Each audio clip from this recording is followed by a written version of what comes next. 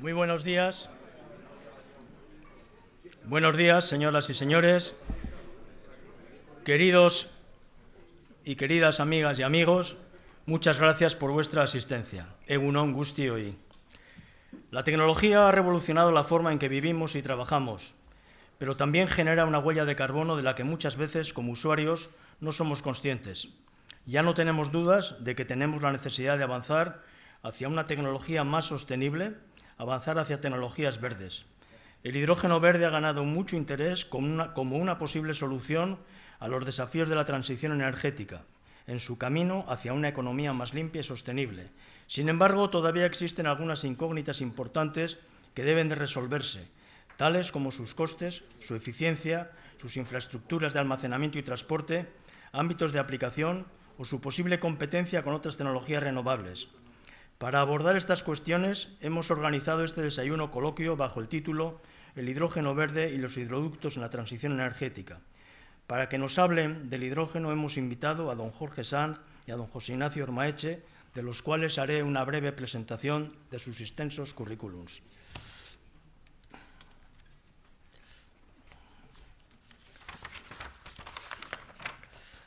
Don Jorge Sanz tiene una formación académica, es máster en econometría y economía matemática en la London School of Economics. Su experiencia es muy amplia, al estar resumida. Es director asociado en la práctica de energía y medio ambiente del NERA en Madrid. En la actualidad está especializado en el asesoramiento a los clientes en temas relacionados con la transición hacia una economía descarbonizada y con el cumplimiento de los objetivos medioambientales vinculados a la lucha contra el cambio climático.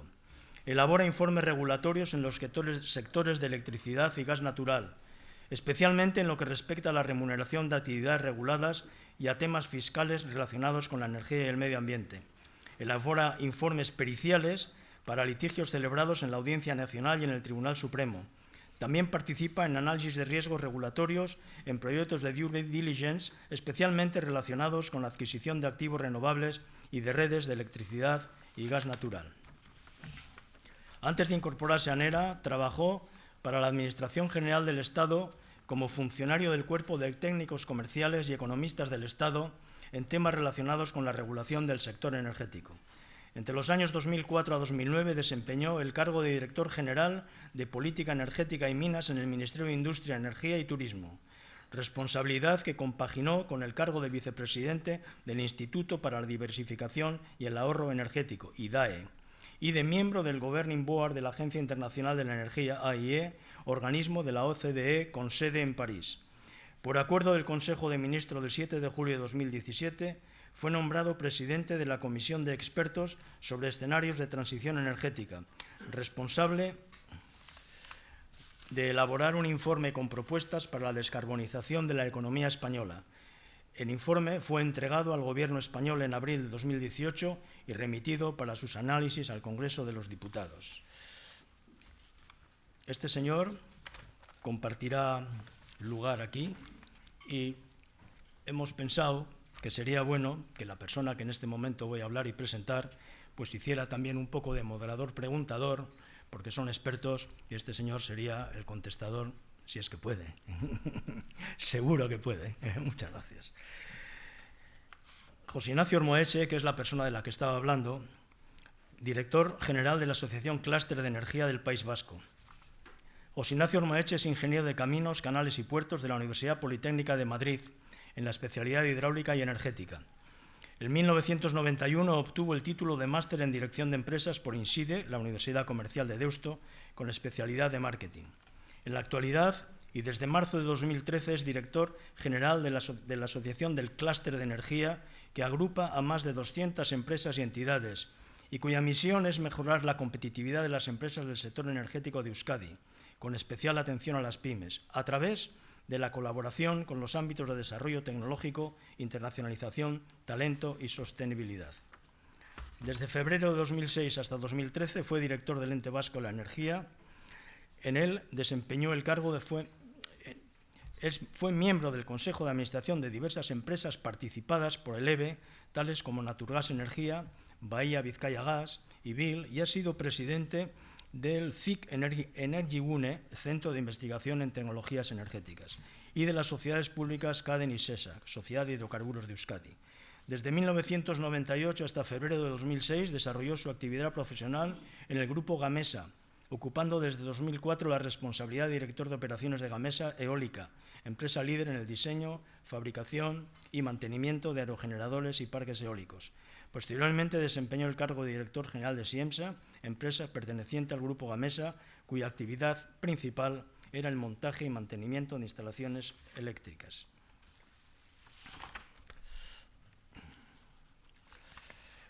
Esto es el currículum importantísimo de estos dos señores y, como digo, van a repartirse un poco el trabajo. Este será el ponente y él será un preguntador para, sobre todo, no perder el ritmo de la propuesta. Y nada más, y muchísimas gracias por venir. Muchísimas gracias a todos también por venir.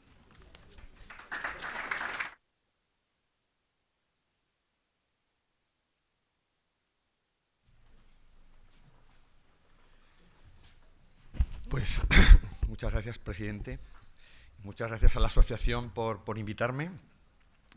Es un privilegio estar aquí con todos ustedes y compartir sobre todo mesa con José Ignacio, porque cuando yo estaba en la dirección general, él estaba en el EVE, ya nos conocimos entonces, tuvimos la oportunidad de colaborar y yo tengo buenos recuerdos de aquella época. Bueno, creo que es un buen momento para que hablemos del hidrógeno verde, porque llevamos meses escuchando sobre él, sobre los hidroductos, sobre su futuro, y es bueno que reflexionemos antes de invertir. Y es algo que no es habitual en España. En el sistema energético muchas veces invierte y luego se piensa, y luego vienen los errores, ¿no? Entonces, es un buen momento para pensar primero y tomar decisiones sobre bases sólidas. Y lo digo porque empiezo mi presentación recordándoos los importantes objetivos que se ha planteado la Unión Europea en la lucha contra el cambio climático. Sabéis que hay objetivos para el año 2030, nada menos que reducir las emisiones un 55% respecto de los niveles del año 90, pero, sobre todo, en el 2050 los objetivos son mucho más ambiciosos, son emisiones netas cero. ¿Qué quiere decir emisiones netas cero? Que solo podremos emitir a la atmósfera gases de efecto invernadero por la misma cuantía que seamos capaces de capturar de la atmósfera. Y solo hay dos formas de capturarlos: a través de medios naturales, que son los bosques, los sumideros de carbono, y a través de medios artificiales, que es la captura y secuestro de carbono, el CCS, si utilizamos las siglas en inglés. Claro, el problema es que hay ciertas emisiones de gases de efecto invernadero que es inevitable emitir a la atmósfera, o casi inevitable. Tal vez en el futuro la tecnología evolucione, pero a día de hoy se ven inevitables. Son las que vienen de los consumos no energéticos, sobre todo de la agricultura y de la ganadería. La agricultura todos los años siembra, cosecha y están los rastrojos. Y la forma más eficiente y menos costosa para el agricultor de deshacerse del rastrojo es quemarlo. Y en la ganadería, pues tenemos todo el proceso de descomposición de las heces de todo el ganado, el ovino, el bovino, el porcino, e incluso, en el caso de los rumiantes, pues todos los gases que se producen en el proceso de digestión. Y eso va a ser inevitable, a no ser que inventemos un mecanismo para producir carne artificialmente. Y además, en España, la captura y secuestro de carbono, el CCS, para almacenarlo o para guardarlo en almacenamientos geológicos profundos, en mi opinión tiene un recorrido muy limitado, por no decir nulo. Y me baso en la experiencia que tuvimos con el famoso Castor, que era un almacenamiento no para CO2, era para gas natural. Hacía falta almacenamiento en el sistema gasista en aquel momento. Y, bueno, pues cuando se meten gases en el subsuelo, pues producen sismicidad inducida. En este caso fue superior a la esperada y el gobierno reaccionó suprimiendo la concesión. No solo se suprimió la concesión, sino que la Fiscalía imputó a 18 funcionarios por delito ambiental, por la vía penal, además. Entonces yo no preveo que sea fácil, ni en política, ni para los funcionarios, es que se imputó hasta el nivel 28, a los que conozcáis la Administración, pues a un nivel 28 que había escrito el borrador de la DIA, de la Declaración de Impacto Ambiental. Fue imputado.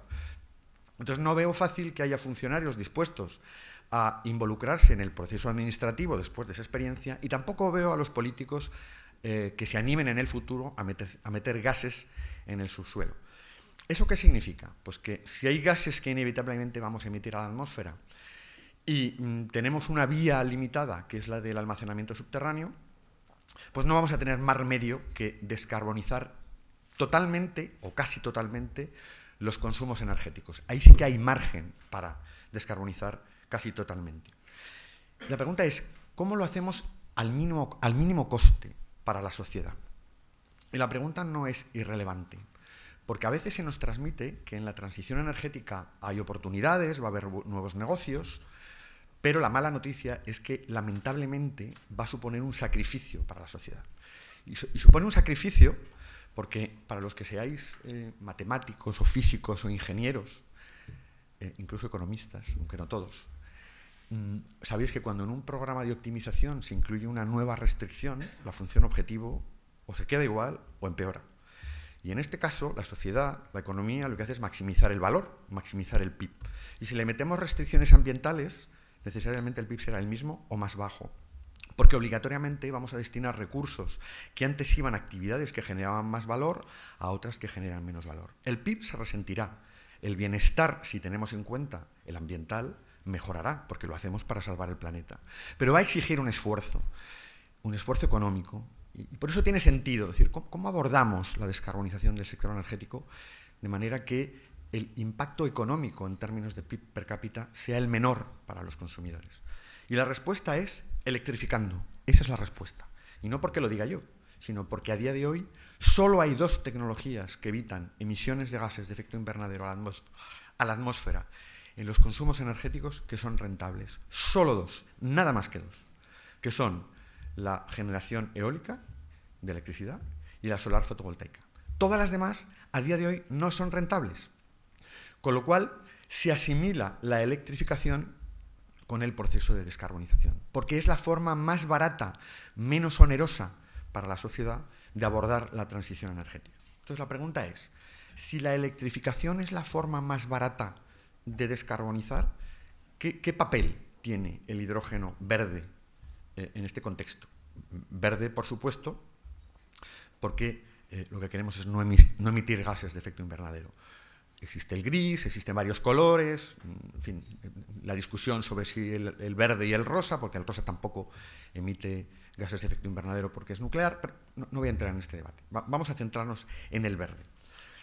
¿Qué papel va a tener en el futuro el hidrógeno verde en el proceso de descarbonización? Y la respuesta es que va a ser un papel de nicho, mucho más modesto que el del gas natural. Entonces, no es verdad que el hidrógeno verde vaya a ser el sustituto del gas natural en los próximos años.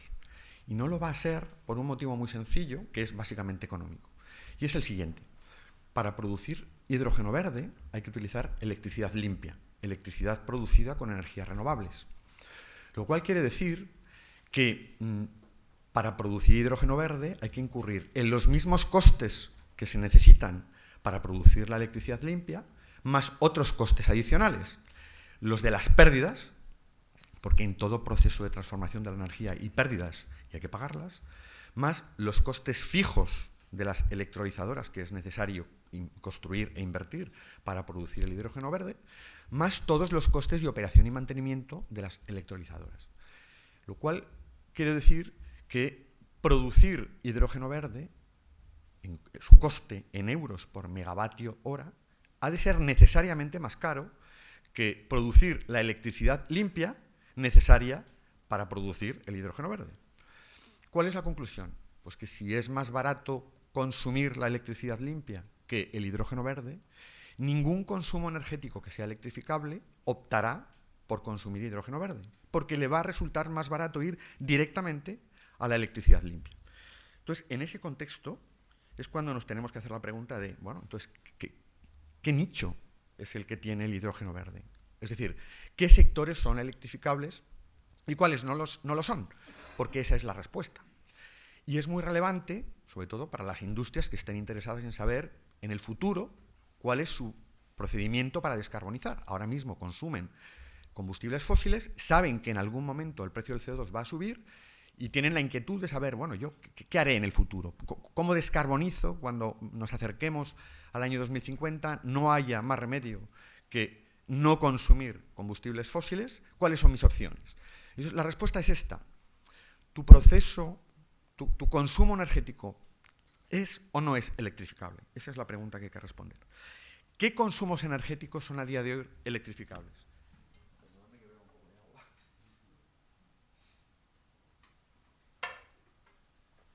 El consumo doméstico. El consumo doméstico es totalmente electrificable.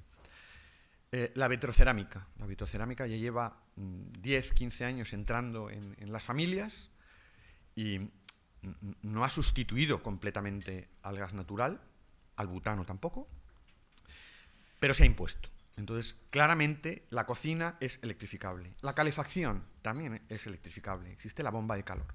Y además, la bomba de calor tiene una gran ventaja, y es que es enormemente eficiente. La bomba de calor es el famoso aparato de aire acondicionado, que se llama bomba porque bombea, coge el calor de un lado y lo mete en el otro. Y tiene la gran ventaja de que con 1 kWh de electricidad es capaz de bombear 4, 5 y hasta 6 kWh de energía de un lado a otro, dependiendo de cómo queramos mover la energía. Es decir, si con 1 kWh somos capaces de mover 4, 5 o hasta 6, la eficiencia es de 400, 500 o 600%. Es enorme la eficiencia. Eso es una gran ventaja que tiene la bomba de calor.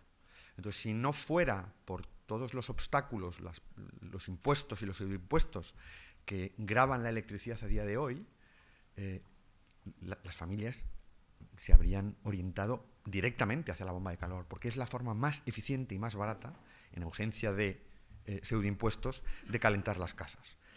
Las eficiencias dependen de la temperatura del exterior. En las zonas muy frías es menos eficiente, en las zonas más cálidas es más eficiente. Bien, ¿qué significa esto? Que, bueno, por supuesto, el vehículo de las familias puede ser eléctrico, ya lo está siendo, pero cuando nos acerquemos al 2050 claramente va a ser vehículo eléctrico con batería, y para entonces será más barato.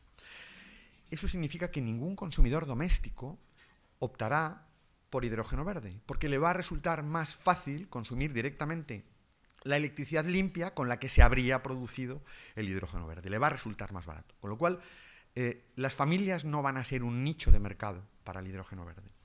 Los servicios, pues los comercios son todos electrificables, porque básicamente el consumo energético de los comercios consiste en generar calor, calefactar las áreas comerciales, ¿no? El consumo industrial. El consumo industrial es parcialmente electrificable. Hay consumos que son electrificables y otros que no lo son. Y va a depender de las características del proceso industrial. Casi nos importan más los no electrificables, de los que voy a hablar a continuación. El transporte por ferrocarril es electrificable y ya mayoritariamente es eléctrico. Sigue habiendo trenes de gasóleo, pero tecnológicamente es posible electrificarlos, con lo cual difícilmente el ferrocarril será un nicho de mercado para el hidrógeno verde. El transporte por carretera. En cortas distancias, pasajeros y mercancías, no hay duda, será eléctrico. Incluso en largas distancias, gracias a la combinación de baterías y puntos de recarga. Tal vez para muy largas distancias y grandes pesos haya un cierto recorrido para el hidrógeno verde. Pero habrá que ver cómo se desarrolla la carrera tecnológica y habrá que esperar a ver cuál de las dos tecnologías se impone para largas distancias y pesos pesados. ¿Cuáles son los no electrificables? Es decir, ¿dónde realmente el hidrógeno verde es la única opción? Bueno, pues será la única opción para aquellas industrias que necesiten altas temperaturas, por encima de los 1500, 2000 grados, que es donde no llega la electricidad. Pues, por ejemplo, la cerámica no tendrá más remedio que recurrir al hidrógeno verde o a derivados del hidrógeno verde. El transporte aéreo. Bueno, se especula si podrá haber aviones eléctricos. La tecnología, como decía la zarzuela, las ciencias adelantan que es una barbaridad. Puede que en el futuro llegue a haber aviones eléctricos. Yo ahora mismo me cuesta creerlo. Entonces creo que el transporte aéreo será uno de esos sectores económicos que necesariamente necesitará hidrógeno verde o derivados del hidrógeno verde. porque el hidrógeno es poco denso y habrá que transformarlo en combustibles sintéticos que tengan mucha más densidad, es decir, que ocupen mucho menos espacio, porque uno de los problemas de los aviones es que se necesitan combustibles que sean muy densos para que ocupen poco espacio. Claramente el transporte aéreo es un nicho de mercado para el hidrógeno verde en el futuro. El transporte marítimo pues va a depender de si estamos hablando de cortas o de largas distancias. A cortas distancias probablemente sea eléctrico, pues embarcaciones de recreo o buques pesqueros de bajura, esos podrán ser eléctricos. No así el caso de los cabotajes de largas distancias. En cabotajes de largas distancias se impondrá claramente el hidrógeno verde o derivados del hidrógeno verde. Ya hay barcos que utilizan amoníaco fabricado con hidrógeno o metanol.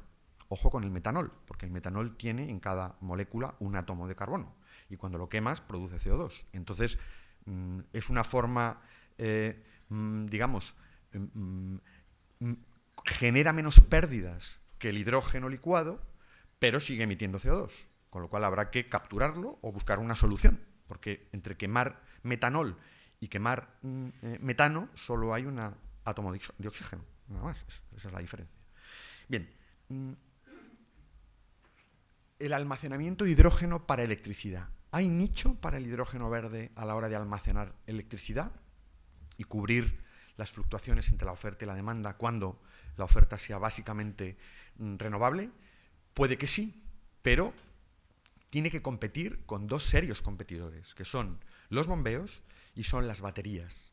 Y a día de hoy, las tres tecnologías están lejos de ser rentables. La ventaja de los bombeos es que depende de las inversiones que hay que hacer, es decir, igual que el hidrógeno verde es más estandarizable y podemos saber a día de hoy cuál es su coste en euros por megavatio hora, en el caso de los bombeos es más difícil porque va a depender mucho de la inversión en coste fijo que haya que asumir. Entonces ahí no es fácil comparar y ahí habrá carrera tecnológica y habrá que ver cuál de las tres tecnologías se impone.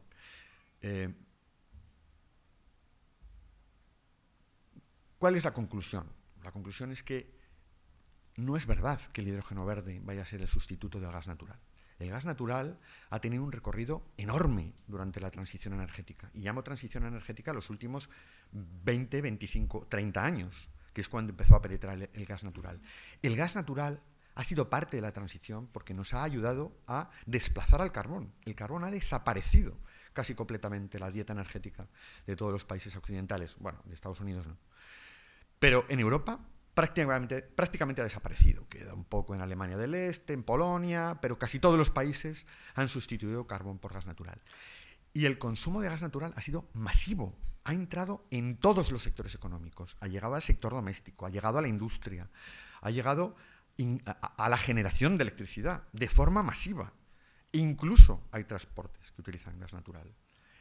Entonces, después de este análisis, no podemos decir que el hidrógeno verde vaya a ser el sustituto del gas natural. Va a ser importante porque estos sectores que son cautivos del hidrógeno, porque no pueden electrificarse, suponen un consumo muy importante de energía en nuestro país, pero ni mucho menos equivalente al consumo de gas natural. Este es el primer mensaje. Y eso nos lleva a hacernos la siguiente pregunta, que para mí es la más importante. Es decir, no estoy diciendo que el hidrógeno verde no tenga futuro. Claro que lo tiene, porque tiene un nicho muy importante. Pero no es el del gas natural, ¿vale? Ese es el principal mensaje. Y esto me permite continuar el análisis con las infraestructuras de transporte. ¿Tenía sentido construir gasoductos en Europa para transportar el gas natural? Claro que lo tenía, por dos motivos. El primero es que el gas natural solo se puede transportar por barco o por tubo. Y no hay más remedio que transportarlo. Es la única forma de traerlo desde los yacimientos hasta los puntos de consumo. En barco hasta la costa y a partir de ahí en tubo. Y además, como digo, el consumo de gas natural ha sido tan masivo que aunque construyéramos una enorme red de gasoductos, la demanda era tan grande que al dividir el coste de las infraestructuras entre una demanda muy importante, el peaje unitario era asequible para las industrias, para los domésticos. Pero lamentablemente eso no va a pasar con el hidrógeno. ¿Y por qué no va a pasar con el hidrógeno? Porque, como digo, la demanda de hidrógeno no va a ser tan importante como la demanda de gas natural. Y si hacemos si dimensionamos las infraestructuras de transporte de hidrógeno pensando que es igual al gas natural y dividimos entre una demanda que va a ser mucho más exigua, nos van a salir peajes unitarios mucho más altos. Y además, y este es el principal problema, a diferencia del gas natural, el hidrógeno te lo puedes fabricar en la puerta de tu casa. El gas natural no. El gas natural hay que traerlo desde los gasoductos. Pero el hidrógeno uno se lo puede fabricar en la puerta de su casa. Solo necesita agua, electricidad limpia y sal, nada más.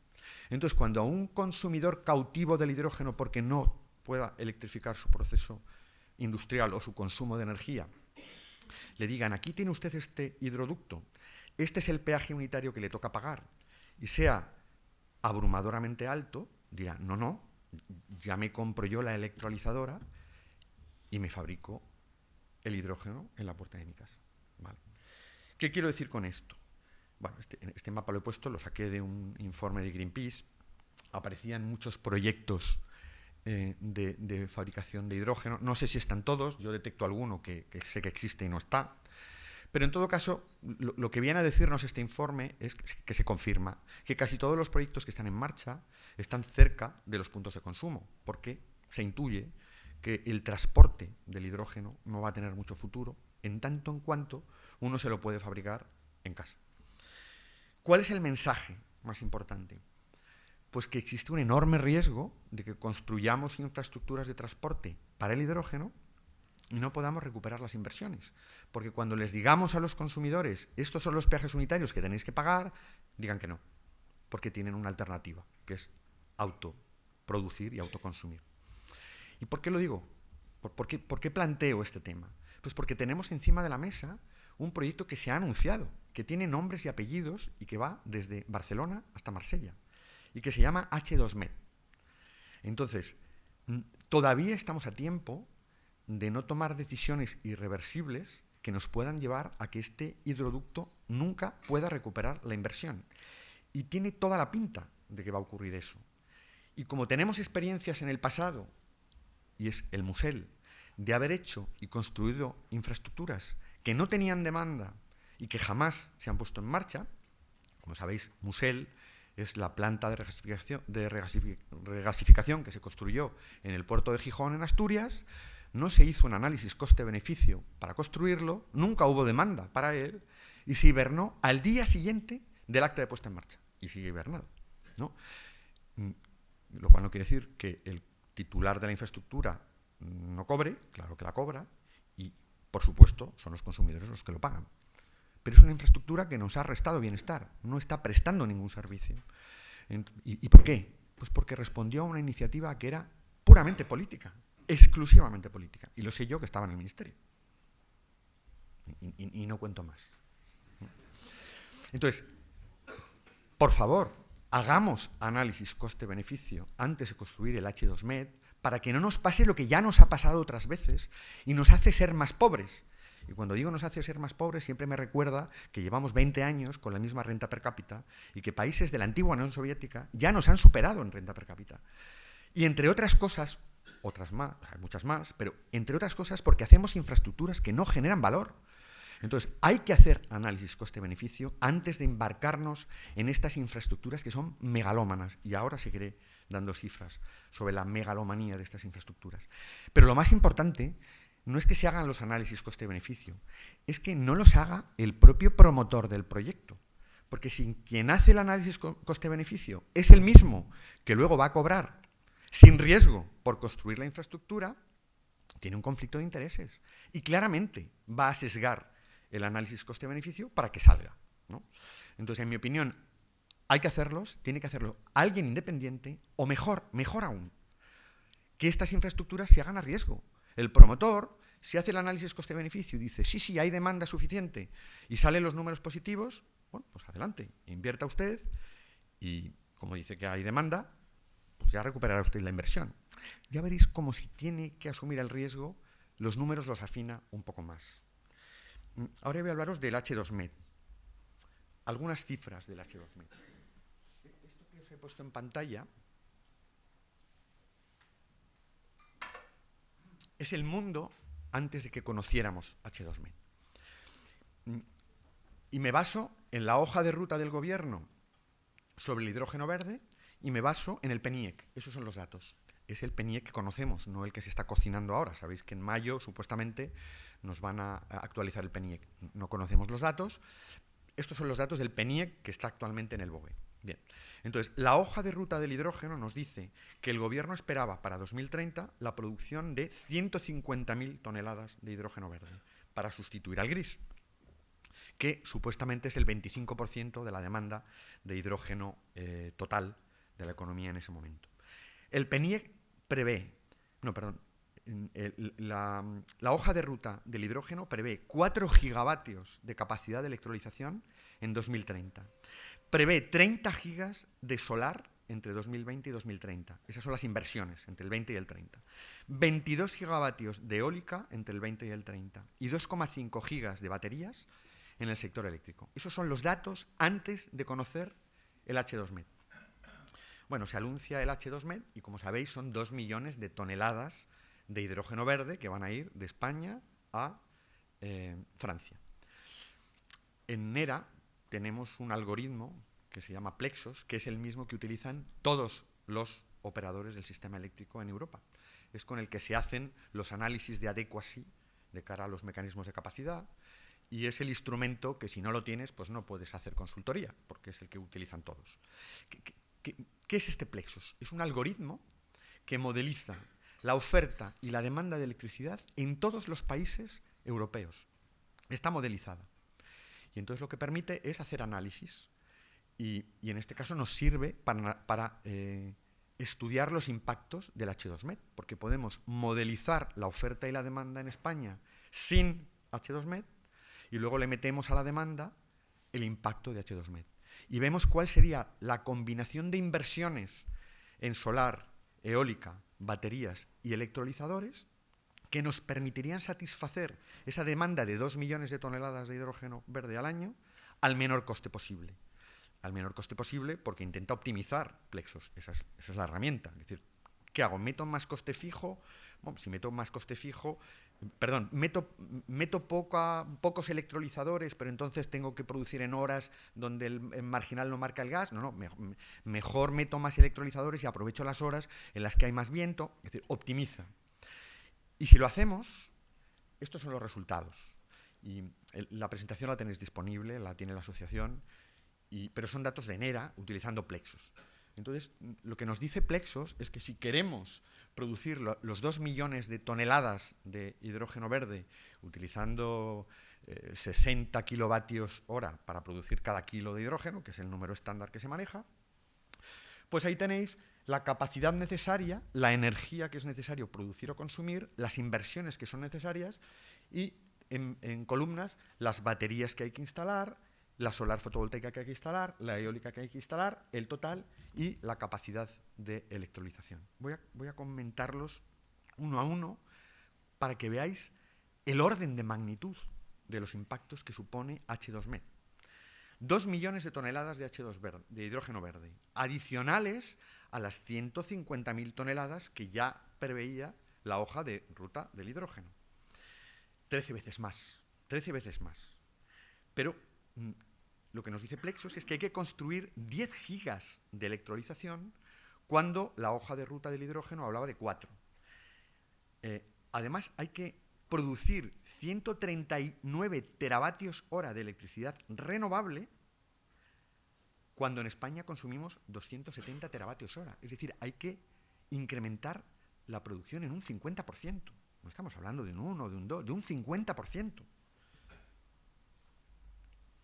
Hay que invertir en 43 gigas solares, además de los 30 que ya preveía el PNIEC. Hay que invertir, y eso son 16.200 millones de euros. Os pongo los números porque lo que más impacta son los millones de euros. 16.200 millones de euros. En eólica, 27 gigas, además de los 22 que prevé el PNIEC. 28.700 millones de euros. 17 gigas de baterías, además de los 2,5 que prevé el PNIEC. 7.900 millones de euros. En estas cifras solo están los CAPEX, los costes fijos. No he metido ni los de operación y mantenimiento, ni las inversiones en redes para conectar las eólicas y las solares con la red eléctrica. Esos no están. Me diréis, bueno, pero este ejercicio que has hecho no vale, porque ese hidrógeno no tenemos garantizado que sea verde. Podría ser rosa, claro, estoy optimizando todo el sistema eléctrico. Y en algunas horas el sistema recurre a la nuclear, es verdad. Esa sería la forma más barata de producir los 2 millones de toneladas sin discriminar entre colores. Pero si además queremos que sea exclusivamente verde, y seguro que sabéis que hay una normativa europea sobre cuándo se considera verde y no se considera verde, y es tremendamente rígida, entonces si queremos que sea verde y hacemos infraestructuras dedicadas, tenemos que invertir 52 gigas eólicos o 67 gigas solares o una combinación de ambas. Y en estas cifras no incluyo los tanques de almacenamiento que sean necesarios para acoplar la producción con el consumo. Porque claro, si son infraestructuras renovables dedicadas, producen cuando hay sol y cuando hay viento. Y el punto de consumo consumirá cuando el proceso lo exija. Con lo cual habrá que invertir también en tanques de almacenamiento para convertir la producción en las horas en las que hay renovable en las horas en las que hay demanda. A lo que hay que añadir, además, los 2.850 millones de euros que, según el Gobierno, va a costar el H2Med, el hidroducto. 2.500 Barcelona-Marsella, 350 para la conexión con Portugal, porque acordaos que este es un proceso en el que vamos de la mano de Portugal. Tampoco están los costes de operación y mantenimiento asociados a la compresión y el bombeo del hidrógeno a lo largo del hidroducto. ¿Qué quiero deciros con esto? Que las cifras son tan abrumadoras, acompañadas de un enorme riesgo de que esa infraestructura no se recupere, que exige que hagamos un ejercicio de sensatez y pensemos si esto va o no va en serio. Yo estoy esperando al nuevo PNIEC, porque si esto va en serio, si va en serio, es condición necesaria que lo pinten en el PNIEC, no suficiente, porque podrían ponerlo en el PNIEC y no ir en serio. Pero yo estoy expectante. Vamos a ver en el PNIEC si se pintan estas cifras abrumadoras de baterías, de electrolizadores, de nueva potencia renovable, que es la que da coherencia al H2Med. ¿Vale? Y para acabar, esto lo tenía pensado porque me parecía interesante explicar qué es un análisis coste-beneficio. En algunas jornadas creo que aquí no sería necesario, pero en otras me han preguntado, ¿pero qué es esto del análisis coste-beneficio que nos cuentas? ¿En qué consiste? Y se me ocurrió poner un ejemplo que es muy sencillo para que se vea que un análisis coste-beneficio no es nada complicado. Y ponía un ejemplo de un lechero que venía, de un paisano asturiano que viajaba a Madrid y veía que el precio de la leche en Madrid era mucho más alto que en Asturias. Podría haber elegido alguien del País Vasco, no me he dado cuenta, pues he puesto la foto del naranjo de Bulnes. Hay una diferencia de precios entre la leche entre Asturias y Madrid. Y alguien puede pensar, bueno, aquí hay una oportunidad de arbitraje, yo podría comprar la leche en Asturias, venderla en Madrid y hacer un dinero. Pero claro, tengo que comprarme una furgoneta. Y los números tienen que salir.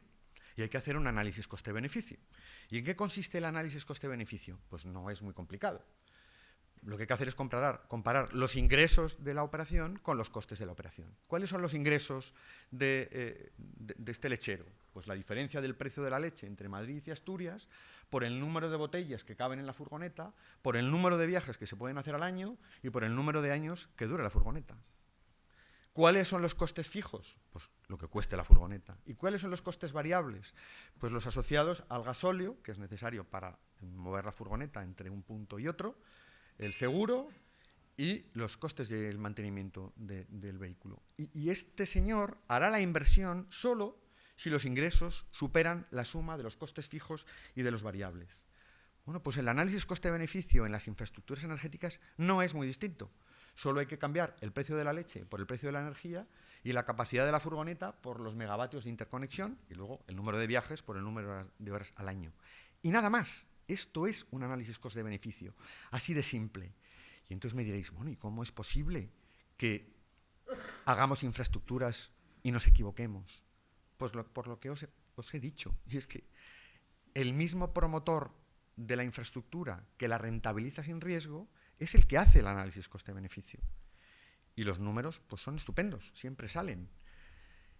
Y al final esto va en deterioro del bienestar de los consumidores. Y lo voy a dejar aquí. Lo mejor es que lo haga una entidad independiente Y si no puede ser, mejor dicho, es preferible que vaya a riesgo del promotor. Si no todo, una parte importante, porque eso garantizaría que los cálculos de demanda se hacen bien y que al final no son los consumidores los que pierden. Y hasta aquí. ¿Vale?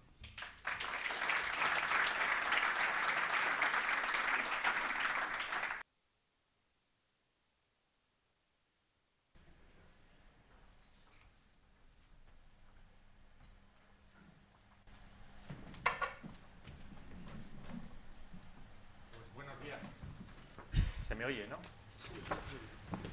Como ha dicho Chema en la presentación, me toca el turno de preguntar o de profundizar. Yo creo que más que preguntar, lo interesante va a ser profundizar quizá en alguno de los temas que ha planteado Jorge, que como siempre además ha hecho esta presentación in crescendo, ha empezado muy suave y yo creo que ha terminado en un cierto clímax en cuanto a las cuestiones que nos ha planteado.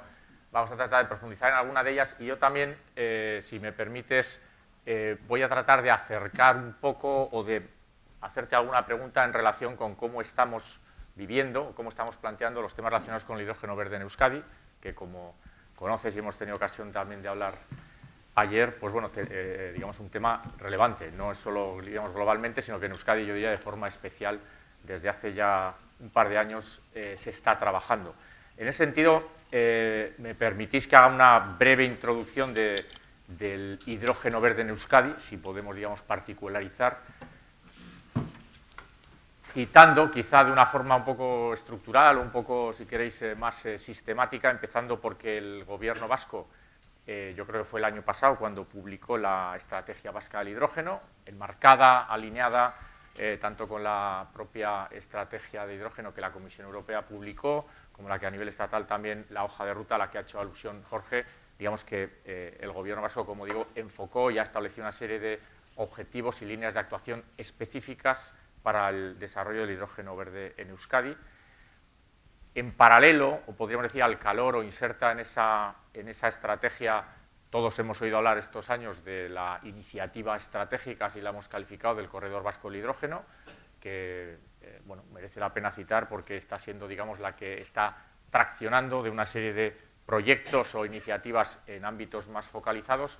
Petronor es la empresa que está liderando ese Corredor Vasco del Hidrógeno, ha creado una entidad, digamos, con personalidad jurídica propia y hay, creo que en este momento, digo el número aproximado, del orden de 70 empresas y organizaciones, empresas, centros de investigación, todo tipo de entidades, formando parte de ese Corredor Vasco del Hidrógeno, trabajando en 48, creo que es el número exacto, proyectos en distintos ámbitos. Luego comentaremos alguna cuestión en producción, en transporte y almacenamiento de hidrógeno y en sus usos y aplicaciones en sectores como la industria y la movilidad, los sectores a los que has hecho referencia expresamente. Nosotros en la Asociación Clúster de Energías estamos también, digamos, dinamizando un poco nuestro papel de trasladar o de plantear cuestiones como las que hoy ha planteado Jorge a todas las empresas que se nos están acercando, empresas de la asociación, pero también de otros sectores, para conocer cuál es el potencial, cuál es el alcance, para explorar, como estamos diciendo. Cuando preguntan, ¿hay muchas empresas vascas trabajando en hidrógeno? Digo, hay muchas trabajando y hay muchas más aún explorando, digamos, analizando cuál es ese potencial, ese recorrido. No sé si están llegando al análisis coste-beneficio, pero cerca. Y como digo, desde una herramienta que creamos, un foro, el Foro Sectorial de Hidrógeno, digamos, tratamos un poco de dar voz a todos esos proyectos, iniciativas y opiniones en torno al hidrógeno verde. Y cito también una iniciativa más reciente, pero que también, digamos, tiene que ver, quizá más desde el punto de vista de uno de los sectores o nichos que has comentado, que es el de la industria.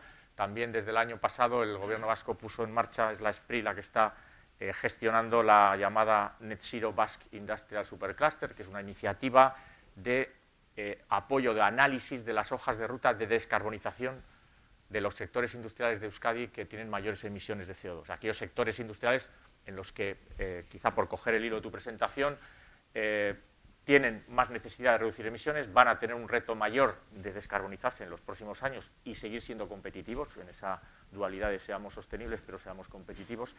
Y como digo, el Gobierno vasco con una alianza en la que están participando también Iberdrola y Petronor como empresas digamos, energéticas líderes del país, están planteando las hojas de ruta de esos sectores industriales para descarbonizarse en los próximos 20-30 años, y ahí vuelve a aparecer ese equilibrio, esa suma de medidas, electrificación, hidrógeno verde, en qué sectores tiene más sentido, entendiendo que la hoja de ruta marca cuáles son los momentos en los que esas tecnologías, esas soluciones van a estar disponibles para que esos sectores los implementen. Ahí ya empieza a aparecer el análisis coste-beneficio, o con esa orientación se está trabajando. Quería poner un poco todo esto en contexto también para acercar a los asistentes y a Jorge a que, digamos, estamos viviendo el hidrógeno verde con cierta intensidad en ese sentido. Y mi primera pregunta, también voy a comentar que toda esta iniciativa y el ámbito del Corredor Vasco del Hidrógeno tiene mucho que ver no solo con utilizar el hidrógeno verde o generar hidrógeno verde, sino que en Euskadi siempre hemos tenido esa vertiente de tratar de apalancar la política industrial a partir de la política energética. Cosa que, bueno, yo suelo decir que celebro que la Comisión Europea recientemente se haya dado cuenta que es la línea a seguir. Incluso el PERTE-ERJA, el de energías renovables, hidrógeno y almacenamiento, de alguna forma venía a ser, yo creo, la primera vez que desde el ámbito estatal claramente se ponía en paralelo, ¿no?, la importancia de la autonomía energética y la autonomía tecnológica, creo que era el término que utilizaba. Como decía, estamos utilizando todo este desarrollo, este potencial del desarrollo de hidrógeno para explorar las oportunidades de desarrollo en tecnología y en industria, de generar PIB, de generar actividad industrial, de generar empleo en empresas y en sectores que podrían aprovechar esas oportunidades, electrólisis o cualquiera de los otros equipos y soluciones que se requieren para el hidrógeno verde. Hecha ese planteamiento, esa introducción, la primera es un poco más general, luego, si te parece, vamos entrando en cuestiones. ¿Estamos adelantándonos demasiado a ese futuro del hidrógeno verde? ¿Es el momento de iniciar una apuesta tan relevante como la que está haciendo Petronor y, digamos, este conglomerado de empresas? En cuanto a timing, digamos, ¿dirías que hay una proporción entre los medios y esas aplicaciones de nicho que nos has dicho a medio largo plazo? Yo creo que es el momento de reflexionar, y está bien que haya gente pensando sobre esto. Y además, el País Vasco tiene una ventaja frente al resto del territorio, que consiste en que en un territorio relativamente pequeño hay una gran concentración de industrias, y probablemente muchas no sean electrificables. Entonces, no hay duda de que el hidrógeno es la única alternativa a la electricidad para llegar al 2050. No hay otra opción. El hidrógeno verde o los derivados del hidrógeno verde. Con lo cual, necesariamente va a haber industrias que van a necesitar hidrógeno verde a medida que nos aproximemos al 2050. Esto es una realidad. Entonces, está bien que empecemos a pensar cómo diseñamos la arquitectura en torno al hidrógeno verde para hacerlo al menor coste. Entonces, la ventaja de tener las industrias todas cerca es que sí es planteable el análisis coste-beneficio, donde comparas dos opciones, y es, ¿qué hacemos? ¿Un modelo de producción de hidrógeno centralizado o uno descentralizado? Si es centralizado, tiene que ir acompañado de hidroductos, y si es descentralizado, no. Entonces, ¿qué ventaja tiene una única electrolizadora para un territorio pequeño? Pues que presenta economías de escala. Cuanto más grande sea la electrolizadora, el coste medio será menor. Pero esa ganancia, esa reducción de coste medio derivada de la economía de escala de una única electrolizadora, tiene que ser superior al peaje unitario que va acompañado de las redes que te permiten llevar el hidrógeno producido de forma centralizada a cada uno de los puntos de consumo. Eso en un territorio disperso, con poca población, con poca demanda de hidrógeno verde, o dispersa, esos números claramente no van a salir. Y ahí se impondrá el modelo descentralizado, donde cada industria tendrá su producción de hidrógeno en su propio emplazamiento, donde pierde la economía de escala de la electrolizadora grande, pero se evita el peaje del transporte. Si en algún sitio cabe la posibilidad de que ese análisis coste-beneficio a favor de la electrolizadora centralizada salga positivo, es aquí. Por lo que digo, porque en un territorio relativamente pequeño en superficie hay una enorme concentración de industrias. Entonces hay que hacer números, y está bien que se hagan los números. Pero yo, además de hacer números, insisto en que es mejor que el promotor asuma una parte del riesgo, porque eso me garantiza que los números los va a hacer bien. La alternativa es llamar a la puerta del ministerio, y de eso tengo mucha experiencia, porque fui director general de Política Energética de Minas, y te dedicas a recibir a gente que va al ministerio. Entonces esto de vamos a llenar, bueno, a mí es que me pidieron hasta los cioductos. Vamos a llenar España de infraestructuras, lo paga el sistema. No, no, no. Vamos a buscar un modelo en el que garanticemos que esto de verdad sale positivo para el consumidor. Y una forma de garantizarlo es que una buena parte de ese riesgo lo asuma el promotor y ya se encargará de hacer los números. E insisto, si en algún territorio los números pueden salir positivos a favor de la producción centralizada de hidrógeno verde, es aquí, porque hay mucha industria concentrada en un territorio de superficie relativamente pequeño. Es verdad que la orografía no ayuda, pero de eso se trata, de hacer los números. Entonces me parece bien empezar a prepararse y empezar a analizar cuál va a ser la próxima arquitectura, cómo la diseñamos, quién toma las inversiones y siempre, insisto, al mínimo coste para el consumidor. En ese sentido, y por seguir en esa línea, las industrias, lógicamente Petronor, como consumidor de hidrógeno gris, es la primera, digamos, demanda o es de donde surge un poco ese impulso a sustituir su hidrógeno gris por hidrógeno verde, o sea, consumidor claro, con poca opción de tener otra alternativa, pero hay otros sectores, como es el caso de la siderurgia en Euskadi, algunos fabricantes también de vidrio, en los que, bueno, se está planteando esa posibilidad. ¿Ves esos sectores? ¿Hay algún otro sector o de lo que conocéis vosotros, ves que son sectores que pueden tener, digamos, interés en compartir esas inversiones? Supongamos ductos de hidrógeno compartidos o electrolizadores centralizados, son sectores que están en esa radiografía que haces de potenciales nichos donde la electrificación no va a dar todas las soluciones. Por supuesto, incluso hay sectores que son electrificables, la producción de acero es electrificable porque hay hornos eléctricos, pero también hay que producir el acero a partir del mineral, de los óxidos de hierro. Entonces, puede haber procesos que incluso sean electrificables y se planteen las dos opciones y optarán por aquella que tenga menor coste. Entonces, este es un tema de análisis, donde cada proceso industrial ha de hacer sus propios números, incluso si tiene la opción de electrificarse. Es difícil decantarme sobre cuáles son las soluciones. Entiendo que son ellos los que tienen. Por eso tiene sentido hacer jornadas con experiencias piloto de gente que se lo esté planteando en serio y cuente sus números.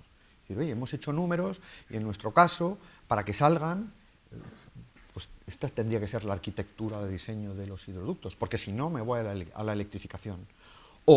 Es decir, hay tres opciones: electrificarse, hidrógeno centralizado o hidrógeno distribuido. Y todas las industrias tienen que hacer análisis de las tres opciones, si es que la electricidad es una opción, porque claro, tienen que convertir procesos que son ahora mismo térmicos en procesos eléctricos. Por eso reivindico la importancia de los análisis coste-beneficio e incluso conocer las experiencias de industrias que ya estén pensando sobre esto. Por ejemplo, Petronor tendría que venir a contar. Decir, bueno, estos son nuestros resultados, ¿no? Pero ojo con los conflictos de intereses. Petronor está desarrollando, dentro de esa iniciativa hay dos proyectos, tres realmente de electrolizadores. Luego hablaremos el de 2,5, que va a estar dedicado principalmente a aplicaciones de movilidad, o sea, el nicho, digamos, que va a resolver con el de 2,5 es de movilidad. El de 10 megavatios, que en su mayoría va a ir destinado a la producción de combustibles sintéticos, una planta específica, y ya el de 100 megavatios en tercera fase, destinado principalmente al consumo propio y al de otras industrias que puedan sumarse. Ese es un poco, es decir, hoy podemos hablar de proyectos o de inversiones o del trabajo que se está haciendo un poco para preparar, y esperemos que dentro de poco podamos empezar pueda Petronor empezar a compartir esa... Y fíjate, José Ignacio, que he dicho que el promotor tiene que asumir riesgo. No me parece mal que haya ayudas por parte de las administraciones, porque las administraciones pueden colaborar a reducir los costes medios de lo que se llaman industrias nacientes. Pero esas ayudas tienen que ir a la oferta, no a la demanda. Es decir, me baso un poco en la experiencia del desarrollo de las renovables en España. Otros países han seguido esquemas distintos. En lugar de desplegar las tecnologías cuando todavía eran inmaduras, lo que hacen es concentrar las ayudas al desarrollo de la oferta. es decir, a proyectos piloto destinados a reducir los costes de la tecnología. Y una vez que se han reducido los costes de la tecnología, ayudando a quien desarrolla la tecnología, entonces se produce el despliegue de la tecnología en todo el territorio. Porque de esa manera no obligas al consumidor a asumir el coste de tecnologías que en ese momento eran inmaduras, que es lo que nos ha pasado pues, con la solar térmica en España, incluso con la solar fotovoltaica. Con la eólica es distinto, porque la eólica fue reduciendo sus costes medios a medida que se iban incrementando las primas. Tal vez sea el mejor modelo, no es el mejor del todo. Por ejemplo, en otros países, Alemania y Estados Unidos, sobre todo Estados Unidos, hay ayudas a la oferta. Y una vez que los grandes fabricantes de turbinas han conseguido reducir los costes medios, es entonces cuando se despliega. Y además tiene la ventaja de que son los dueños de las patentes. Entonces aquí en España pues hemos gastado muchísimo dinero en renovables, sobre todo en la instalación. En solar no tenemos ninguna patente, los equipos venían todos de China y en realidad el único valor añadido que hemos conseguido es el de menor valor, el de la instalación. Entonces hay que aprender de estos errores. Hay que dar ayudas desde el punto de vista de las administraciones públicas, pero es preferible centrarlas en los desarrollos tecnológicos de los proyectos y una vez que hayan bajado los costes medios, entonces es cuando se tiene que producir el despliegue. No me sé exactamente las cifras. La última vez que lo vi, el hidrógeno verde estaba 6 veces más caro que el gris. Eso es el número que tengo en la cabeza, pero como la tecnología va cambiando, lo mismo ahora es menor. Pero el número que tengo en la cabeza son 6 veces más. Bueno, pues antes de desplegarlo, a lo mejor hay que dar ayudas al desarrollo tecnológico para que la producción de hidrógeno verde sea más barata. Y es verdad que va muy condicionado a la producción de electricidad. En ese sentido, digamos, cuando estás planteando este tema de sí las ayudas de I+D, que como digo es quizá donde se está concentrando, al menos a nivel de política del País Vasco, ahí es donde estamos enfocando, se está enfocando mucho desde ese punto de vista, el PERTE, esos PERTES, el PERTE de descarbonización que se está anunciando, parece que las líneas, al menos las que se han apuntado hasta el momento, apuntan un poco en esa otra dirección, ¿no? ¿Cómo hacemos que los off-takers o los potenciales off-takers se animen a utilizar hidrógeno verde u otras soluciones no tan maduras? Entonces parece que se está orientando a demos ayudas al consumidor final. ¿Tú le ves más lógico a ayudemos al desarrollo de la tecnología? Yo creo que al consumidor le sale mejor la ayuda al desarrollo tecnológico. No me parecen mal proyectos piloto donde haya un consumidor, pero proyectos piloto. Proyectos piloto, quiero decir, identificados, con cara y ojos, y no un despliegue masivo de la tecnología hasta que no esté madura. Entonces no están mal los proyectos piloto, porque si producimos hidrógeno verde, pues mejor es que haya un consumidor, pero mis prioridades son, en defensa del interés del consumidor, es primero desarrollemos la tecnología, cuando esté parcialmente madura desarrollamos proyectos piloto en los que involucramos a consumidores y una vez que consigamos economías de escala y precios razonables, iniciamos el despliegue de la tecnología. Esa es la forma de abordar la transición energética que exige desarrollo tecnológico con el menor impacto sobre los consumidores. Voy a subir un poco, voy a de momento alejarme otra vez de Euskadi y vuelvo a esto que has estado comentando, ¿no? Del momento en el que, en este caso, el hidrógeno verde sea rentable o comercialmente interesante para esos consumidores, dentro de eso que he hablado antes de las hojas de ruta, ¿no? Entiendo hoja de ruta, pues un recorrido a lo largo de los años en el que el consumidor va a poder optar por una u otra solución de una forma económicamente eficiente. Has citado dos claves que yo creo que son importantes o que van a determinar en gran medida cuándo es ese momento. Has hablado del precio de CO2, que va a subir, creo que ha sido literalmente tu cita. Ya estábamos en niveles muy altos, pero pronosticas esa futura subida. Y creo además que esta misma semana ha publicado la Comisión Europea el mecanismo de ajustes de carbono en frontera. Anteayer, que va a afectar o que bueno, aplica ya a una serie de productos que hasta ahora no estaban insertos. ¿En qué medida la evolución de ese precio de los derechos de emisión puede afectar o puede adelantar ostensiblemente esa disponibilidad o esa competitividad del hidrógeno verde?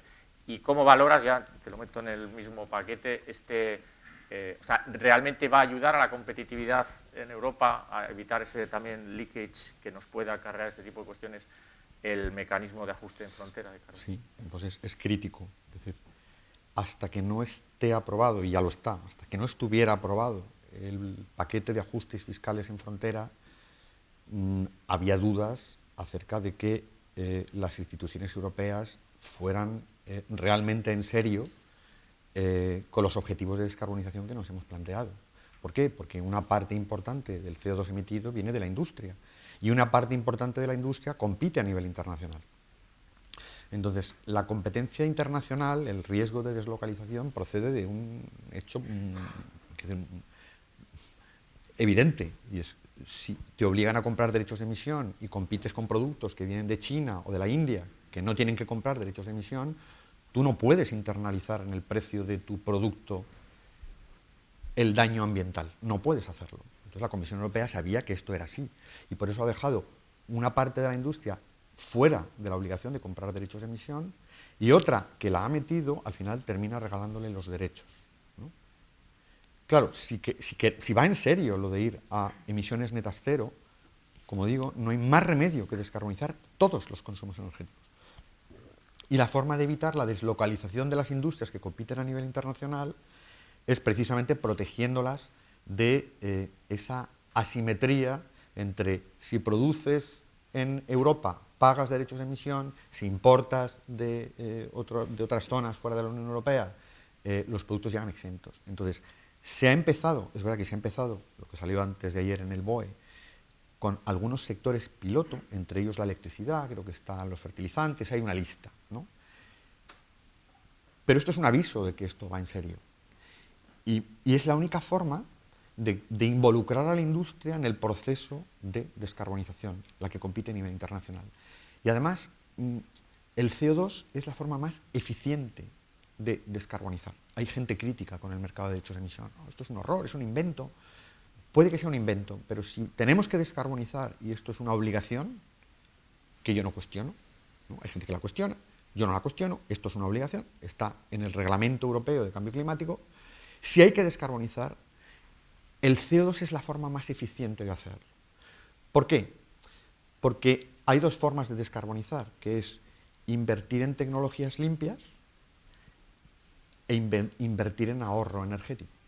Entonces, en ambos casos, quien tiene que tomar la decisión va a comparar el coste fijo que le supone ahorrar o consumir energía limpia con el ahorro de energía sucia que tenía un coste por daño ambiental. Claro, si el valor de ese ahorro es enorme porque el CO2 se ha vuelto muy caro, esas inversiones se vuelven rentables. A precios del CO2 bajo puede que no sean rentables porque el coste fijo que tienes que hacer por invertir en tecnología limpia sea menor que el valor del ahorro porque el daño no vale nada. Pero si el valor del ahorro es enorme porque el daño es enorme, porque tienes que comprar unos derechos a precios muy caros y ya está 100 euros la tonelada, llega un momento en que se vuelve rentable. Y además, eso fuerza además a que el ritmo de descarbonización, a que el proceso de descarbonización sea el más eficiente, porque primero invierte aquel a quien le cuesta menos evitar el CO2, es aquel que antes llega al equilibrio entre el CAPEX, el coste fijo que tiene que invertir, y el valor de los derechos de emisión que se ahorra, que ya no tiene que comprar, porque se ha descarbonizado. Entonces es la forma más eficiente, aunque sea un mecanismo artificial. Es decir, está bien pensado, pero no iba en serio hasta que bueno, pues nos empezó a hablar de meter a los sectores difusos, a las industrias que estaban fuera, y protegerlas. Los sectores difusos, el transporte y la calefacción, tienen un problema político, simplemente, y es que vas a hacer pagar a consumidores domésticos y eso pues da vértigo. Pero necesariamente, si vamos en serio con la descarbonización, hay que meterlos. Puede que no a 100 euros la tonelada, por eso en el Fit for 55, este documento que elaboró la Comisión Europea, era consciente de que había que elaborar una hoja de ruta donde, bueno, primero hay que meterlos, que no les duela mucho, y poco a poco les vamos encareciendo los derechos. Es decir, habrá de los mercados de derechos de emisión el estándar y el de los sectores difusos que se irá encareciendo poco a poco. Pero a las industrias, si las queremos meter, las que compiten a nivel internacional, de verdad en el proceso de descarbonización, no hay más remedio que aprobar los ajustes fiscales en frontera y dejar que el CO2 suba. Y a medida que el CO2 suba, se harán rentables las emisiones en descarbonización. Es decir, que hasta aquí toda la hoja de ruta de la Comisión Europea para llegar al objetivo de menos 55% en 2030 y emisiones netas cero en 2050 encaja. Esto está pensado. Y bueno, pues además está pensado de manera que el impacto sobre los consumidores sea el de menor coste, a pesar de que va a tener un coste, os lo he dicho, y además está pensado de manera que Europa no se desindustrialice, porque la única forma de hacerlo es que las importaciones de productos que no han comprado derechos de emisión en la frontera tengan que pagarlos. Y cuando exportemos, pues el productor que ha comprado derechos de emisión o que ha tenido que pagar por la electricidad limpia, pues que se le devuelvan. O sea, que la estrategia tiene sentido. O sea, que podríamos decir que buenas noticias para el hidrógeno verde, tanto la evolución creciente del derecho de emisión CO2 como el mecanismo que va a proteger a esas industrias que van a utilizar el hidrógeno verde. O sea, en ese sentido, exacto. Porque esa diferencia vamos en la línea, de 1 a 6 entre los costes del gris y el verde se irán estrechando, lógicamente, a medida que los consumidores de hidrógeno gris tengan que comprar derechos de emisión. Entonces, en cuanto tengan que comprarlos, lamentablemente se va a encarecer el gris. Y si hay apoyos desde la administración pública para que se reduzcan los costes del verde, en algún momento convergerán. Y cuando se produzca la convergencia, pues lógicamente los consumidores de hidrógeno optarán por irse al verde y abandonarán el gris. Esa es la estrategia. Tenemos tiempo hasta el 2030 si no nos encontramos por el camino con otra crisis energética como la que hemos vivido en los 3 últimos años. Voy a otra variable en esa hoja de ruta, otro aspecto crítico para el hidrógeno verde, como materia prima para el hidrógeno verde, y ya no sé, como has planteado ahí, como competidor a su vez del hidrógeno verde, que es la electricidad renovable.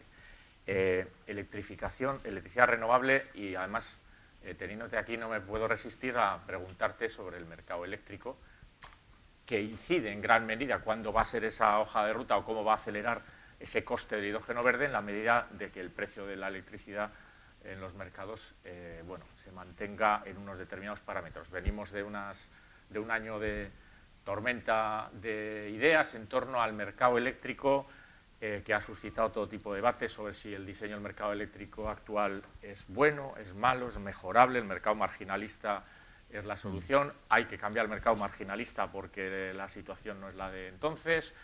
La Comisión Europea acaba de publicar su propuesta de reforma del mercado eléctrico, que tiene todavía que acordar, pero que está planteada, que además vino precedida del non-paper, creo que se llamó, que el gobierno español planteó previamente, que a su vez tuvo una respuesta por parte de los países del norte de Europa que de alguna forma contradecían esa versión. La Comisión Europea ha planteado una reforma que a los menos expertos nos parece que va más en la línea, voy a decirlo, no va en la línea de lo que había propuesto el gobierno español.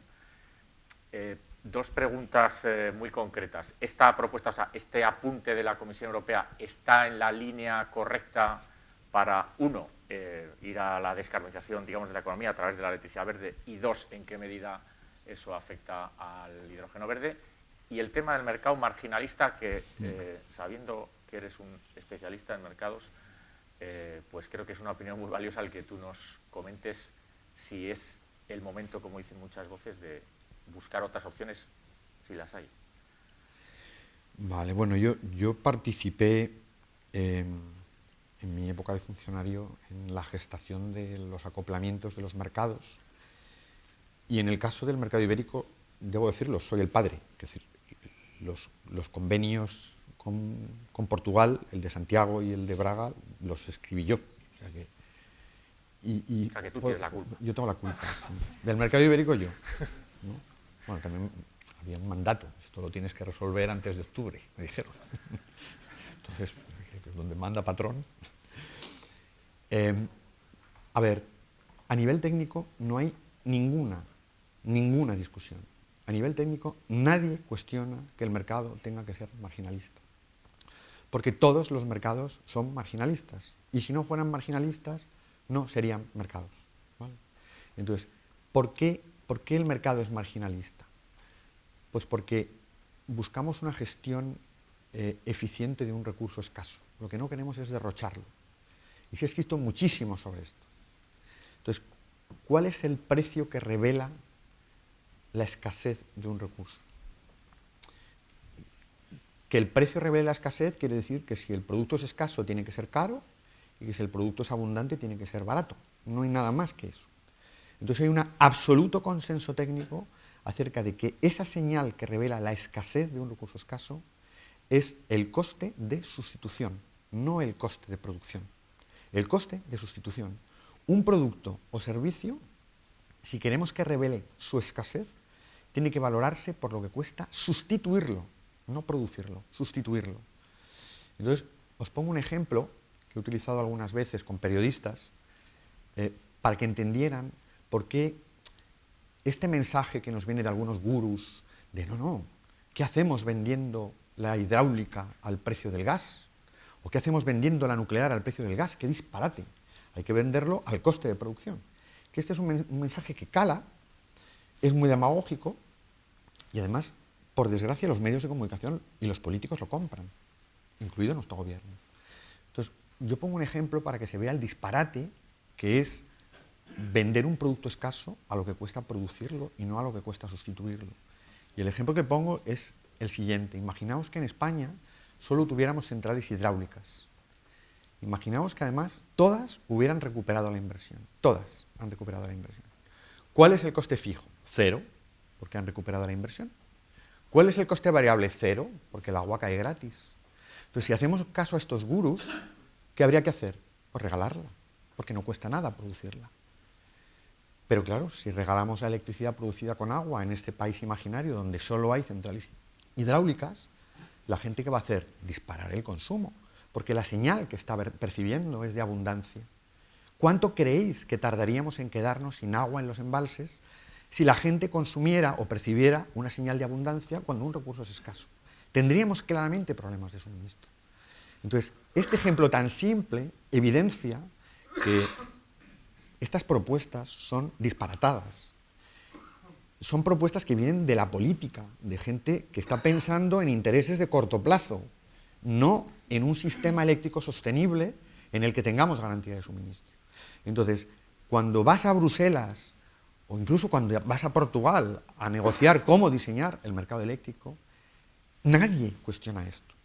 Yo he estado 6 años yendo a la Agencia Internacional de la Energía, justo cuando se creaba el mercado europeo. ¿Sabéis cuántas veces se discutió esto? Nunca, jamás.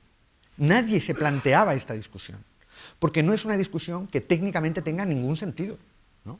Entonces, ¿qué ha pasado durante estos últimos años? Bueno, pues de repente la guerra de Ucrania, los precios del gas se disparan, la electricidad se dispara, la presión política es una olla express. ¿Y qué ocurre en Bruselas? Pues que hay un golpe de Estado. De repente los funcionarios dejan de tomar el control sobre la regulación y toman el control los políticos. Sin duda eso es lo que ha ocurrido. Además abanderados... Eso es muy grave, ¿no?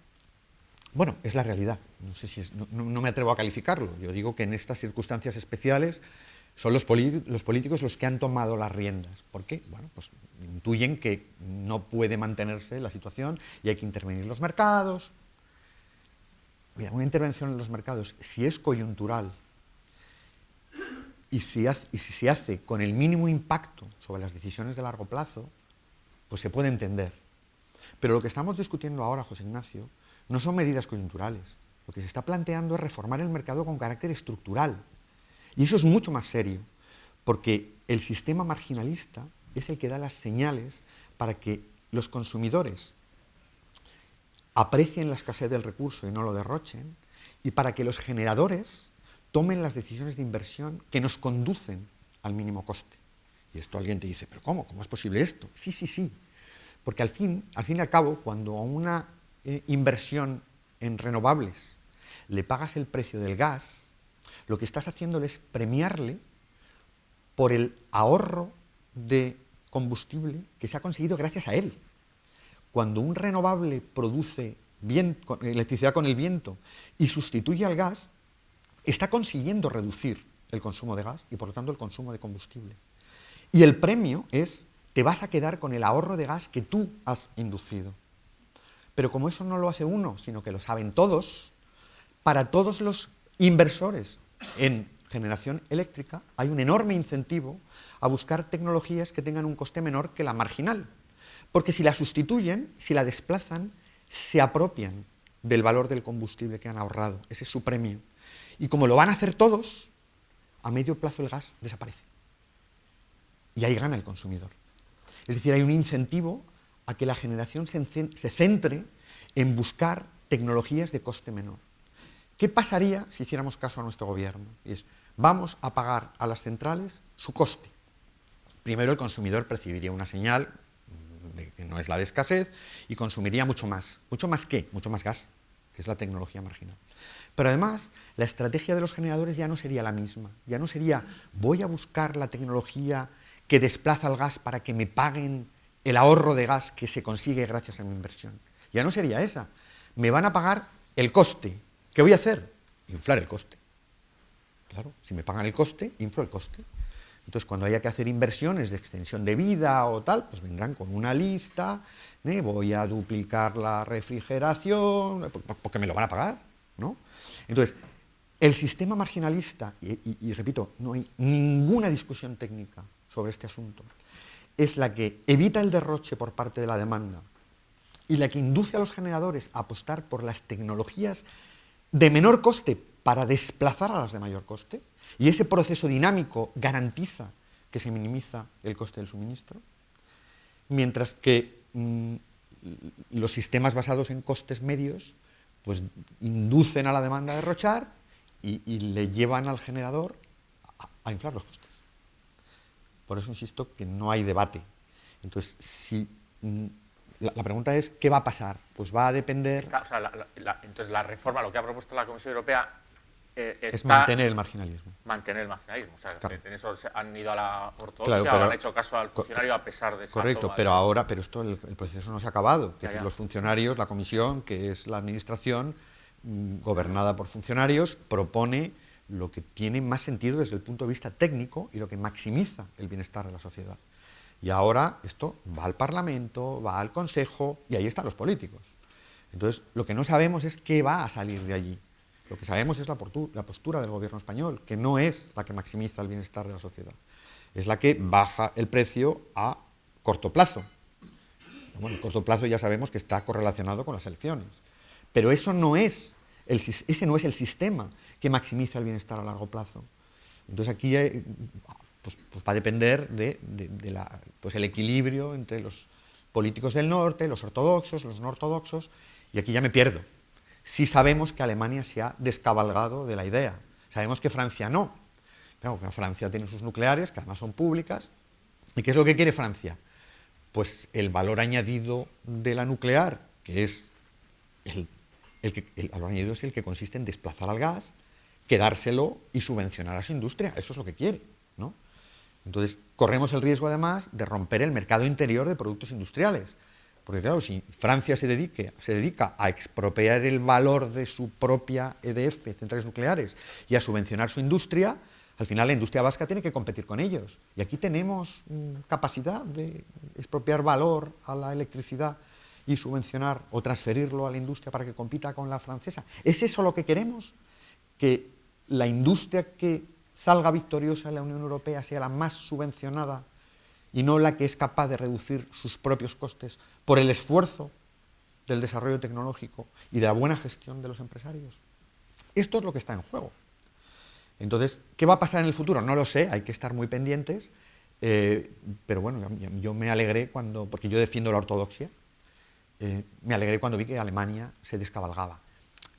Anticipamos, en NED hicimos un ejercicio muy interesante que consistía en, o sea, si Francia y Alemania van unidas, la medida sale. Siempre ha sido así, porque la Unión Europea es un invento de franceses y alemanes. Entonces, en cuanto Francia y Alemania están de acuerdo, la medida sale. Entonces, cuando vimos que Francia se alineaba con España, hicimos un ejercicio que consistía, ¿qué va a hacer Alemania? Y no es muy difícil, ¿qué es más barato en Alemania, el coste marginal o el coste medio? Entonces hicimos un cálculo con su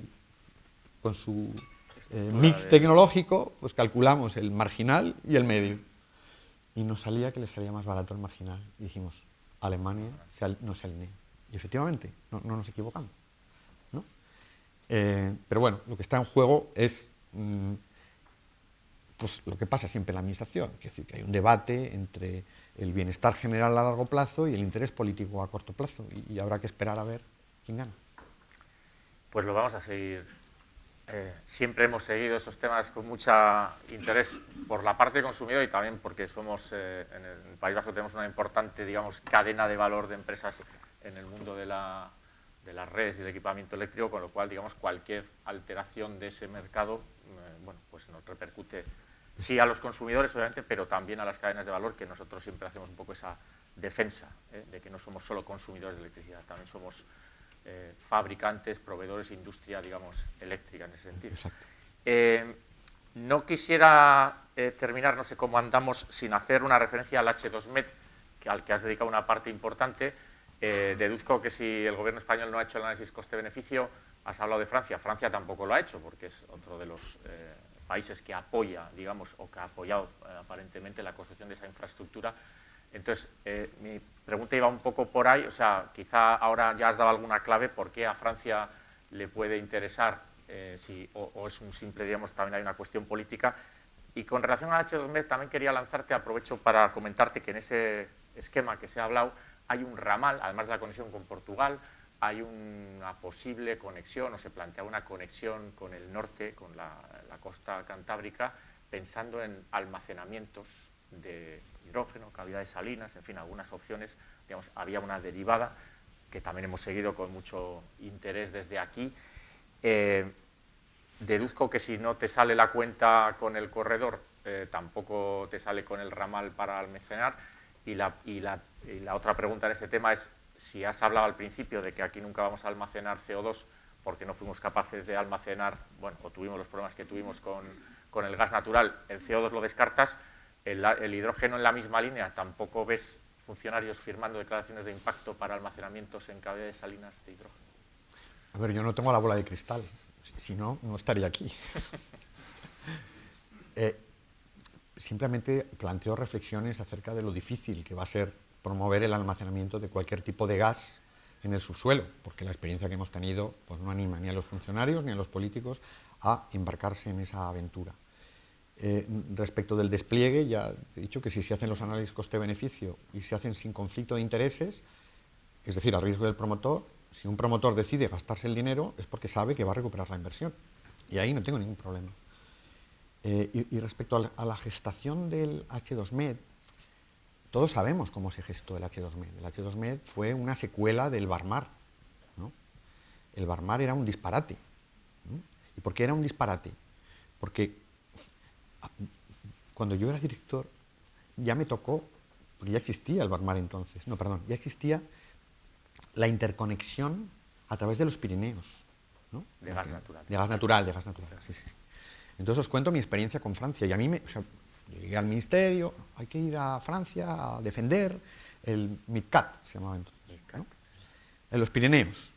Y claro, yo no lo pensé mucho, era más joven, y los funcionarios pues te cuentan lo que había, ¿no? El MidCat, la conexión, hay que completar las conexiones y no sé qué.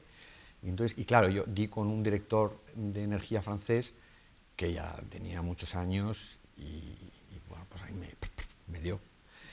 Y me dijo, mira Jorge, dice, a vosotros el gas os llega sobre todo en barco y sobre todo de Argelia. Y lo que me estás planteando es que vaya un barco desde Argelia hasta Barcelona y construyamos una línea por los Pirineos, iba a decir, molestando a todos los ayuntamientos y a todos los políticos del Pirineo, que es una zona hiperturística, les vamos a molestar para llevar el gas desde Barcelona a Marsella. Me dice, es que yo tengo 2 plantas de regasificación en Marsella. Dice, mándame el barco. Y la verdad, dije, pues tiene razón, ¿no?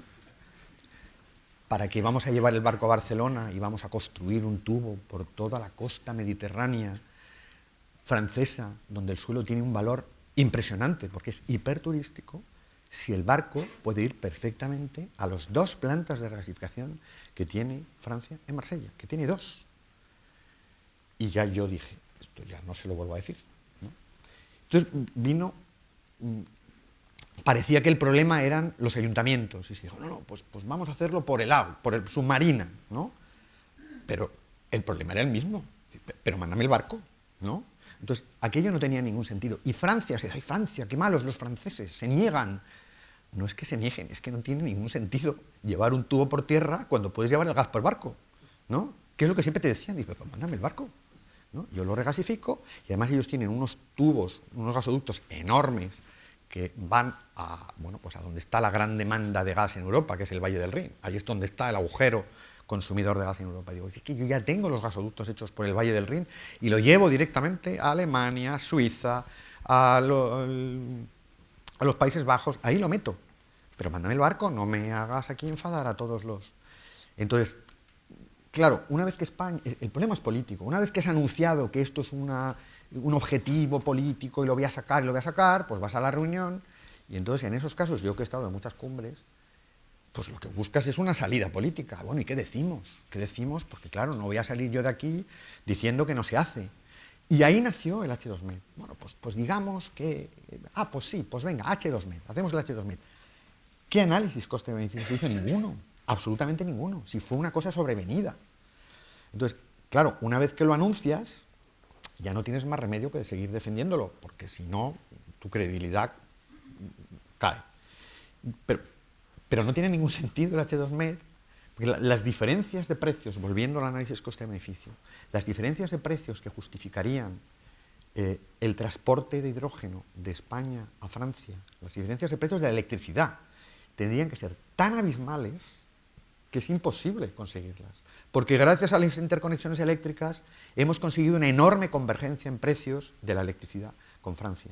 Es imposible que la diferencia de precios justificara, de la electricidad, justificara la construcción del H2Med. Incluso la diferencia de precios ni siquiera justifica la interconexión eléctrica. El famoso Golfo de Vizcaya se va a construir con un análisis coste-beneficio negativo. Negativo. Y a quien le interese, se lo cuento. Ha habido gente que cuéntamelo, que me interesa. Es negativo. Y sale porque el promotor tiene un conflicto de intereses. Y en el análisis coste-beneficio le mete un plus de seguridad de suministro. O sea, en lugar de hacer el ejercicio que he hecho yo, que no salía, le mete un plus de seguridad de suministro. ¿Pero qué seguridad de suministro? No, dice el informe, que está en Internet. Dice, no, es la seguridad de suministro y el coste es el ahorro de ciclos combinados que no vamos a tener que hacer. ¿Pero qué ciclos combinados no vamos a tener que hacer si nos sobran? ¿No? Este es el conflicto de intereses.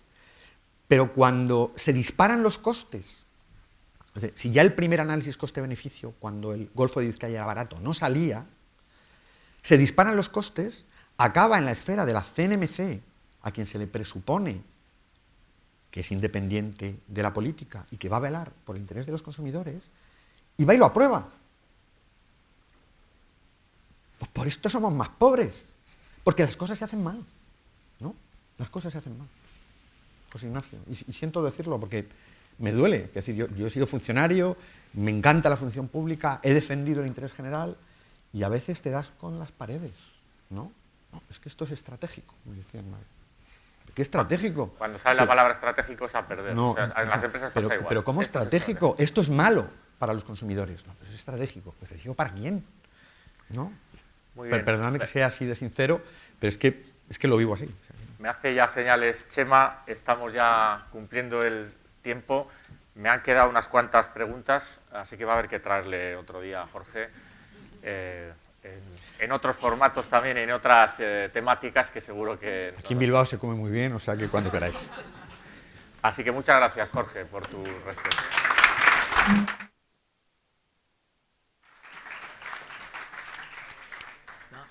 Es agradecer a Jorge y a José Ignacio esta magnífica conversación a dos, una conversación potente, intelectual, muy conocedora, y yo creo que ha sido, desde luego, un éxito el traeros. Y además, la amenaza de tener que volver.